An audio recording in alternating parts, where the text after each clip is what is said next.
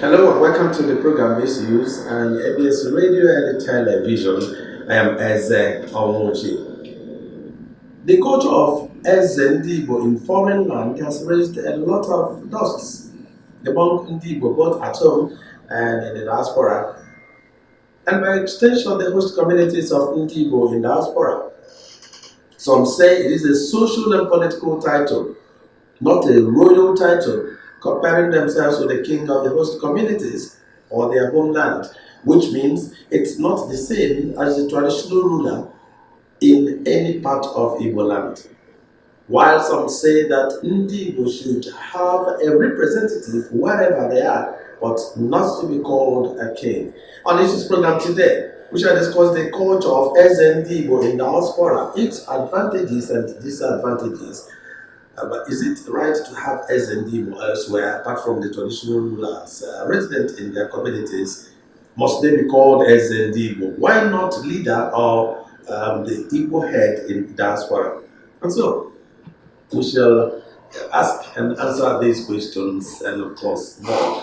And so in the house we have Chief Damian Okeko Gene, the Vice President of Haneze Ndibo Worldwide. Mbuzena nke anyị na-ekele gị nnọọ. Ụmụnne m ka anyị kele anyị nọrọ ya na na-akwadobe emume Krismas.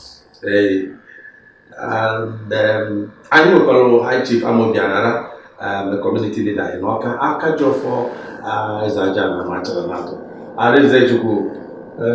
Aka ekpuchi ọnwa ndị emene ndị ga-ege anyị ntị biko ndị ọbụla kpọta ochie ka e bụrụ abụla anyị kọrọ ọnụ ka o wee gbaa No. Vice President of Haneze Ndibo Worldwide. Who is the traditional ruler? Kedu onye bụ eze ma ọ bụ igwe na obodo? Kama okwu a dịka na-agbaziri Ọhaneze nwere stand na ihe gbasara eze ndị Igbo ọzọ. Long time ago, Ọhaneze bara onye ndu ndị Igbo ebe ọ natara onye ndu not onye eze. Enweghị ebe ọ na-asị kwafra eze igwe ma eze n'ọba. No way. Because they come from a community. Okay, ya ka anyị chọrọ ibido onye bụ Onye bụ eze bụ Ibrahim nwere na nka Ọka community. Let me tell you, ọ dịghị possible na Igbo. Isi na iwere na onye bụ Igbo Ọka na Isiagụ na Igbo n'ise. Ọ dịghị possible. So, Igwe like Ọka dị na Ọka nwere traditional rule. Meant for Ọka community. Mana ịma isi ebe a pụọ, onye na nka, onye Enugu Agụ, onye Abakaliki, onye a na Sokoto, isi na iwe ezoro. Ebe isi were ezoro. Eze ndị Ebonyi. Ọhaneze rejected this, and rejected it entirely. So now, the most important thing bụ na ndị Igwe ka anyị na-ekwu na ha nwere something to do on it. They should help issues because na anyị emego ihe gbasara ya go ahead to help and plead government forces because some of them ndị na-enyere ndị aka when they come back n'obodo ha na-emepe accommodate as Igwe, but they don't know the implications. You can't have two captains in a ship and not against our tradition. So in that aspect, we believe that our tradition is being bastardized by this too much money they were here. If not so, maybe women and tradition. They didn't have others than the labor and Igwe ndị Igbo nwere ndị Igbo. Nwere ife dịka nwa ya big stress when history stress dị ọfọma ji ma ọ wee ndị who gave them? Ife na who gave them? Ya ka chọrọ Arinze kedu ndị na-echi eze? Kedu ka esi echi ya?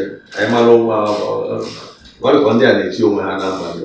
ọ bụrụ na ọka be anyị dịka anyị si wee onye nwere ndụ na-echi eze ndị na-echi ya bụ eze mana ka ọka be anyị bịaziri anyị wee doo onye edo ka a gwara na ya ụmụ okorobịa na-achazi anya mgbe gbasara eze onye ji Amerịka tie eze ụzọ ọka Amerịka eze ụzọ ọka na Japan eze ụzọ ọka ele ka a si esi na-agazi gị ya bụ ihe wee bụrụ ihe na-agbagwoju anya ọka wee nọrọ ala wee doo onye edo na a ga na-etinye ya bụ eze na vileji ndị oluturu dụka bụ oluturu amikwo wee chi ya bụ eze bụ nke oke n'ọwa so na enwe king leaders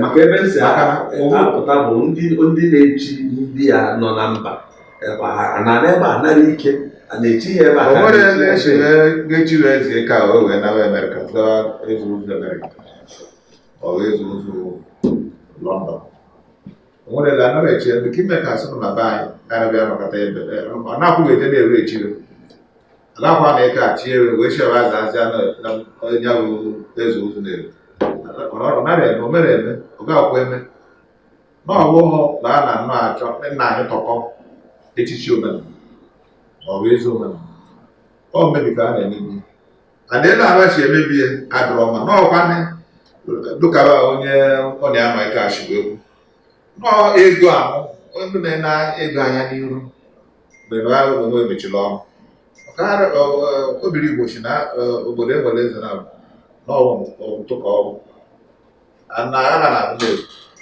so na ọ bụrụ ndị be anyị na-echi ya n'ọwa na-echi onwe bụ eze n'elu ọwa na-echi onwe bụ eze n'elu ọ bụ ọkwa eze gaba bụ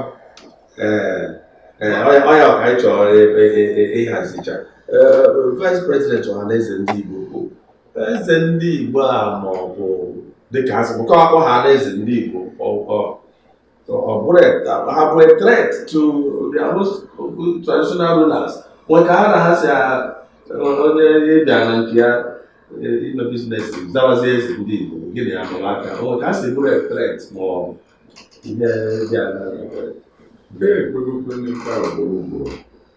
You can imagine either na Kano so their emerge out for the great na Akure Ondo State. Nke a bụ Sari nọchiri ọba Akure ụzọ bụrụ Sari n'ezie na you can imagine the got up to governors. You see, the embarrassment ụmụaka kpatara ego na outside the average. You can imagine now ugwu Hausa onye Igbo na-akpọ onye Hausa na cabinet of the ML na-abịa ka iche echichi. So the ML felt bad. Not us. Let me tell you, some of them now will SSCI, some of them now accommodate time. Onye bụ a cabinet member na ML of Kano so ka onye Igbo n'ebe ahụ na-akpọ one of them ya bụ ya ka onye ya echichi. Lagos State has banned it. They don't give them certificates. Don't give them certificates for anything. Eji m inaugurate ndị Igbo na Ogun State the other day. Ha were meeting. Why don't say me? And we made it clear to them. Emma, we don't want our culture to die, but we don't want to mess it up. O nwere mme ọ na-aba na-ekwu na ọ dị mkpa na nwere ndị na-ekwu maka culture outside here. Maka ile anya ndị Igbo nọ n'ụzọ ije.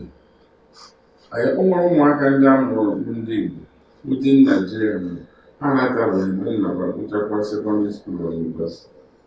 So sometimes enwe ife dị ka mmechi ahụ ndị Igbo ma ọ na nwere ihe ndị Igbo na-eme ma ọ na-asị na ndị ndu a nwere ihe a na-eme akwụkwọ dị mmadụ mkpọrọ nwere iwe fanatra ị na-ereplicate resia n'aka resia wọji ụmụ ife ndị a ụmụaka na-amụta nke wụ omenala. We are not against it. It's exporting our tradition. But here sometimes they abuse it by going and having their authority. Right now, ikpe na ọbịa ma ọ bụ nwa ebe na-emedo na-eme emume gosiri emume ichie na-apply inculcate tradition n'ebe ụmụaka nọ na ndị ọzọ. But I cannot perform the igwe ma ọ bụ ọnọdụ nke ọbụla sịkwa na ichie na awa ichie na-eme nke. Let me tell you, na Anambra State Traditional Rulers Elite, the Igbo enweghị deputy, they already one assistant. Even all this no one, everything is not recognized in the state government. Anybody, whatever you are in your town, is up to the by the from the, now. I'm a traditional ruler. When power is in way to challenge him like government, he must have the certificate. So, but ịga n'ime obodo anọdụcha obodo ha ọnụ gọọmenti ahụrụ na-ahụcha ndị ichie onwe kabinet. Onye dị ebe gọọmenti ga-aga ụlọ ntị ụlọ nzukọ ọnụ ụlọ onwe ihe o mere adịghị gọọmenti with gọọmenti ya ebe a na certificate enyere ma ọ bụ mmebu oyibo elebeghị anya ka elebeghị anya ọnwụ na ometa ọgwụgwa nọ nke a ga-eji na-apụ ya akwụkwọ anaghị. Pọta obodo enwekwa ike ịchụpụ igwe without gọọmenti. Akụrụ nwekarịta nzụkọsị na ọ na-achọ n'igwe ụlọ as long as all the government gave certificate, because it's only government who gave it certificate to remove it from there. Ọ eziokwu na igwe nwere eze. Ọrịa ka a na-abịa okwu ya. Ibe kpata nwanne ya aja achị na igwe nwere eze bụ na mgbe gboo anyị ji ọtọchara wee meli eze. Mgbe gboo mgbe amụụ mgbe ụmụazị na-asọpụrụ oke ọkpa na ụmụ arụ. Mgbe gboo bụ onye iwere as spiritual father as eze gị. Mgbe gboo mana after the war ndị Igbo bido chiwe eze chiwanya bụ eze na-echizi ebe ha chiri ekwute wee na-echinya bụ eze. Mana eze gboo ọtọcha mgbe gboo n'ala Igbo onye ọbụla tọcha bụ the spiritual father everything na be anyị. Ghọtago na-aga n'ihu anyị na-ekwu eze den mana ọ bụ eze anyị ka ọ bụ kana spiritual father ka ọ bụ nye ọla ọl ọbụbụ. Vice President Ọhaneze ndị Igbo ọ bụ onye si nọ entertainment dịka Uche Eze na-eso na ọ dị mma ha mere ebe ahụ na ha nata ya ma meyọ na ahụkwara na ha krọs obiri jikọta ebe a ọbụ ọzọkwa kedu ka o si ebe entertainment ọ dị ka a na-eme ya abuse. They're just trying to join what I've said before. Na culture ha na-emezibi na ebe ha nọ. Akpekwu n'oge a sị na onwe ndị mụtara ụmụ ha na-anata uru. Kama ije nzukọ ndị Igbo ụfọdụ n'ebe dị iche iche outside ala Igbo. Ụfọdụ ka ị ga-enye ọzọ ya nwa. Ụfọdụ ọmaghị esi ọnwụ. Ụfọdụ ka ị ga-ajụ ya kụnyere ndị obodo ha si achụ ekele. So ndị a gbakọrọzi na-eme ihe tradition. We say we cannot, Ọhaneze is decided not to disband it. Mana o nwere ihe m chọrọ ịgaghachi back when you talk about Igbo enwe eze. Eze pụta mmadụ Igbo nwere eze. Enwere eze. But ibe ndị ọcha mere anyị, we have not recovered from it. Anyị welitere may inherit warrant chief. Anybody who say they have a warrant chief is an agent of the British. He's not serving their community. Mgbe ọka dị eche eze na ihe nwere ọtọchara ọka. But mgbe ndị ọcha bịara, ndị na-ada ụdị nke ọka ọtọchara ọka ma ọ bụ ndị eze mmụọ n'ebe dị iche ha wee bịa destroy ya. Ụbọchị eme na Benin eji send over one of other kings also to Israel to Canada because he disobeyed them. Bịa na ala Igbo ebe a ekwute nwere ike nọbata ihu onye echi ọzọ ime provide gịnị ọ gwara gị mgbe na-apụta mma na-enye ndị ọzọ. So I don't envy those people now who come. You see, that's why in an Igbo, we have never referred anybody from the one chief as royal family. Which makes you royal? Which royal?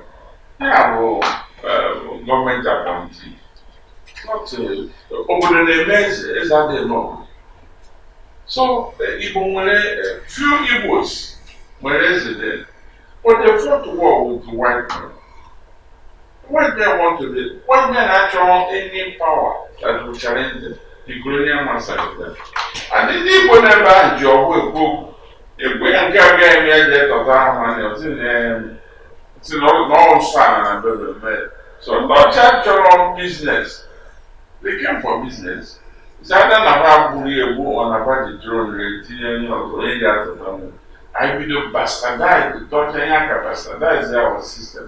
We are now running back. Then I put and get Dr. Civil War.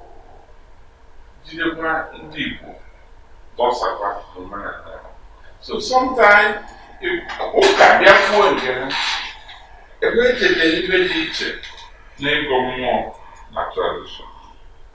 Okay, then Dr. Civil. All this is the drug everybody look at but a few years back, the trade started to pass up on my world. So, and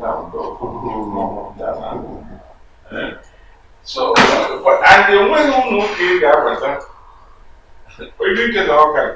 Who know him and boy, you but that. Walk here. Mandeka they give their tradition. I don't know. But here, you look at Dona. In fact, that's why every woman, Mama suit and tie. Of course, I can go. Only Bruno, I suit and tie. I will give you one dress. Umaka by any way, you know about what my conduct. My wine is in Pocha, wine, almost one on a decade and house of water. You will see. Manakita, take out from on a people and measure. Not ever. What against our tradition? When you flown in the joint, I say, I'm one down. I forgot that. So, if Papa on the side, when not ever you go to you a cowboy, son. When a Yankee will bogus neck, Gary, you did. When we went back, you be allowed for in and out. Or we never got. We look down, we don't go going out with drugs. Also, no reasons, stress. So, would you find a make a money for that? I never sacked the matter. So, Odubu outside Nakot, no, I got also won't be at the Macabana. I'm going to the do you know that discipline? Do you know that the man on what I was on the child you see, every you to a while, the man always descend the dressing. Now, I need the cowboys in the American here. You can get about that, your room. What would you want back in the car and in the back? All got a big hour way. So you can be safer. All of that is safer. So you see me too. The good on that side. What can I say? Loyalty. It to young. On the other 8 years, maybe now, Kada Kawachaya, you know that. What's that community? Autonomous community in Can you get up? Now, I'm 189 communities in Anambra State. One among 189 constitutions. And the traditional rulers. I'm coming. Even this guy, now, luckily enough, Anambra got into autonomous communities. I got into autonomous communities, even when I'm nearly 800 or 1,000. You can imagine when you assemble 800 traditional rulers, it's more safe than that. So Anambra can be manageable because average community in Anambra, they are strong as the American government. Only one economy. So, in the Nina, people of Budona, they have to put a constitution varies. Their tradition varies. In that process of doing what we did, when don't want to be the Kuwait, when don't want to chase. Die before, I'm going to much of ndị Adama dị echi ihe na-eji ọzọ Adama ha dị echi ọzọ mana na because ada emezi Adama ha na-echi ọzọ and Adama ahụ ochie Adama eluigwe ya ga-ekwuru egwu ọhụrụ ndị ga-ekwuru ndị nze so but I'm sure nothing is as permanent as change, constant also as change. I'm sure the more changes onwe ndị kasị n'obi a ebe a ka obodo niile na-asị gbasa n'obi a ka a ga-esi na-eweta eze ha kwekọrịta ọdụba mma na ọdụba mma they are now apply democracy bụ like enyi nwoke ụlọ aga by rotation ma ọ bụ contest onye win o nwere ike bụ ọdịnala nwee nke because isi ihe ndị mmadụ akwaziri ife ụfọdụ ọsọ na if you have too much money ọ bụrụ na asị na ọbedi ọkpara ka eze na bụ ogbu ebe ezipụta ka eze na iru ebe ahụ nwe onye aka siri ike enwere ike pụta jere ọrụ ụlọ ezinụlọ ekwenye bụrụ bụ chiri polisi na amị na-aga nwoke na-anya kama ndụ ya ga na nyi mụhawari ihe ovuru ụzọ bebere na-akụ aka gbasi ya ga-eche so you can see because no Igbo man ga-enwe enough money nwee ike ijere Igbo gboo Igbo na-ejere eze ọrụ n'ọkweza ndị warranty na-ejere bụ ọrụ ije ọrụ eze nwere ike bụ nwunye n'ụzọ ọdụm osisi you can do it now so all your changes enwego so ndị na-eme ya ọdụrụba ma fine na be anyị na anyị kere ya into zones ịbịakwa na agụ esegidere okwu ekekwara ya into zone like you do zone ụlọ among them esi ebe a wepụtara let me tell you after Agbakọba panel we find out that na ndị Igbo nwere way that she handle their matter community niile na-abịaghị dozie ịbụkwa na-edozisi anya ndị isi ọkpọ ndị ụka na-agụ o nwere ike like na be now the way esi dowe na be the next generation Igwe nke ama nrudo ụmụnwa ma ọ bụ ụmụ mfada adịghị sure na ọ ga-ere ụmụ ma ọsọ ka ọ na-aba na 2020 when you look at number of villages in Nigeria so but being a freshman enwere ike nwere nsi zuru ndị ọcha n'ụzọ aka ju mmadụ asị mba n'ibe a na-eme ha emefe ikpotọkọ igwe obodo kwuru with breach of trust and everything it has effect in everybody imechi ihe ndị mabara ya n'ike edu echiri ụlọ ha na-adị because it just like even in a Garden of Eden, only equal. Idea, a very kind of time. Then, as the Manuru a marvel at the end, think of what will happen generation that time. Come I need to guide you on the model 30 seconds. what it was on a door and exit and exit. Ndị Igbo niile chụrụ ekpakọrịta ọkụ siwe agaba ndụ ndụ ọka mma na agaba ndị ndụ onye ọbụla bụ onye nke na-aga eze erutuga nwa agaghị ya kpachapụ anya maka na ibe sue karịrị akarị ọ ndụmọdụ na-enye dị ebe ahụ 30 seconds.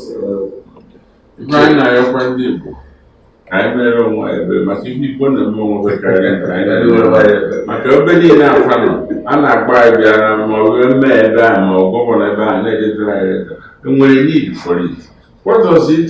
Jugana m ebe eze ndị Igbo ahụ na ad value na ad na Igbo ebe nothing. It's just ceremony onye nnukwu ebe a na-abịa na Igbo but we want them to be onye ndu ka wee certify their interest. Mana osisi na onye ndu ga-aga n'eze n'ọba mmadụ kwuru n'oge dị ruo na South Africa isi wee zuo ụzọ South Africa permit you. Vice President Ohanaeze ndị Igbo worldwide bụze na nka daalụ maka ebe nọ ya High Chief Amobianara, Kajofo, Ezajana Machana, community leader Noka, Arize Chuku, Ainekeregi. Daalụ maka ibe nọ ya. Anyị ga na-etinye okwu maka o nwere ndị eze ndị Igbo kara agụ na Lagos na Osogbo a na-etikwu ya ka o wee dịrị anyị mma. N'aha ndị niile tinye aka ka program a gaa n'udo nakwa na my producer Don Onyenji abụ m Eze Ọnwụchi ka ọ dị n'ụbọ ọzọ. Daalụ.